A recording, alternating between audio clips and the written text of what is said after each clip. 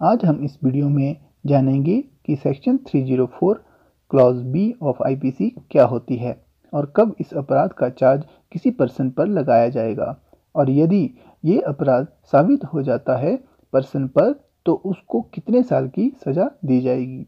इन सभी के बारे में हम इस वीडियो में जानेंगे। तो फ्रेंड्स, अगर आपने अभी तक हमारे यूट्यूब चैनल लॉ अपडेट्स को सब्सक्राइब नहीं किया है तो सब्सक्राइब कर लें और साथ में बेल आइकन को भी प्रेस कर दें ताकि हमारी नई वीडियो की नोटिफिकेशन आपको साथ साथ में मिलती रहे। फ्रेंड्स, फर्स्टली हम समझ लेते हैं कि डावरी होती क्या है। डावरी को हम दहेज भी बोल सकते हैं। दहेज का मतलब है जब एक पार्टी किसी दूसरी पार्टी से पैसे, प्रॉपर्टी या किसी वैल्यूएबल चीज़ों की डिमांड करता है और उसे हम दहेज कहेंगे। अब हम बात करेंगे section 304 clause B of IPC. दहेज मृत्यु का मतलब क्या होता है? दहेज मृत्यु का मतलब है कि जब किसी विवाहित महिला की डेथ शादी के 7 साल के अंदर हो जाए तो ये दहेज मृत्यु में आती है, लेकिन इसमें कुछ कंडीशंस बताई गई हैं। अगर ये कंडीशंस फुलफिल नहीं होती तो उसे डाउरी डेथ नहीं मानेंगे। अब हम उन कंडीशंस के बारे में जानेंगे।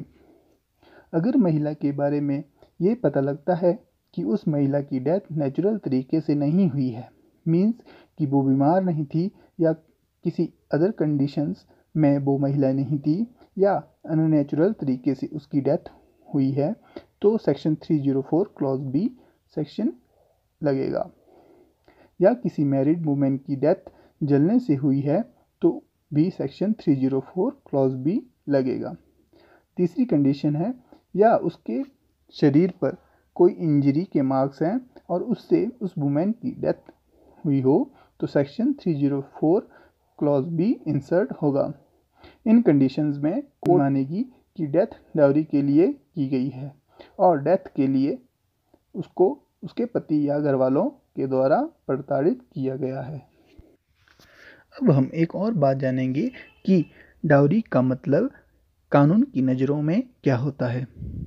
तो डाउरी प्रोहिबिशन एक्ट 1961 का सेक्शन 2 क्लॉज 1 बताता है कि जब कोई प्रॉपर्टी या वैल्यूएबल सिक्योरिटी दी जाती है या देने को बोला गया हो कि दी जाएगी डायरेक्टली और इनडायरेक्टली एक पार्टी से दूसरी पार्टी को। Section 304 clause B of IPC के दो क्लॉज हैं। क्लॉज 1 बताता है ऑफेंस ऑफ डाउरी डेथ और क्लॉज 2 से हमें पता चलता है पनिशमेंट क्या है डाउरी डेथ में। तो सेक्शन 304 क्लॉज बी के क्लॉज 1 में जैसे आपको पहले भी बताया गया कि अगर किसी वुमेन की डेथ जलाने से या शरीर पर किसी गंभीर चोटों से या उसके हस्बैंड या रिलेटिव के द्वारा दी गई क्रुएलिटी से जो डाउरी से रिलेटेड हो और ऐसे कारण जो ऑर्डिनरी ना हो और जो कारण सामान्य ना हो। और सेक्शन 304 क्लॉज बी का क्लॉज 2 बताता है पनिशमेंट ऑफ डाउरी डेथ। इसकी मिनिमम पनिशमेंट है 7 ईयर्स इम्प्रिजनमेंट, जो लाइफ इम्प्रिजनमेंट तक भी एक्सटेंड हो सकती है। यह पनिशमेंट पर्सन को तब होगी जब उस पर्सन पर डाउरी डेथ का चार्ज लग गया है और वो साबित भी हो जाता है।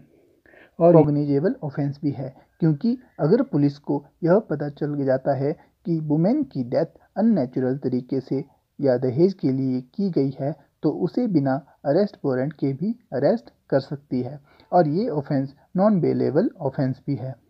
आइए अब हम इस सेक्शन 304 क्लॉज बी को केस लॉ के द्वारा समझते हैं। Devinder Singh versus state of Punjab.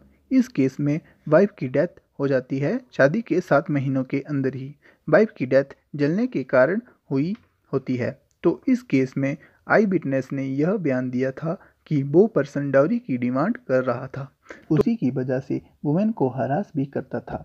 तो इसमें वुमेन ने पहले अपने रिलेटिव्स के साथ भी बताया था कि पर्सन डाउरी की डिमांड कर रहे हैं और उसके साथ क्रुएलिटी भी हो रही है।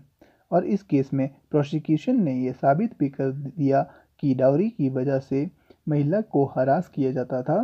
तो कोर्ट ने हस्बैंड को कन्विक्ट कर दिया under section 304 clause B of IPC, that is for the offence of dowry death.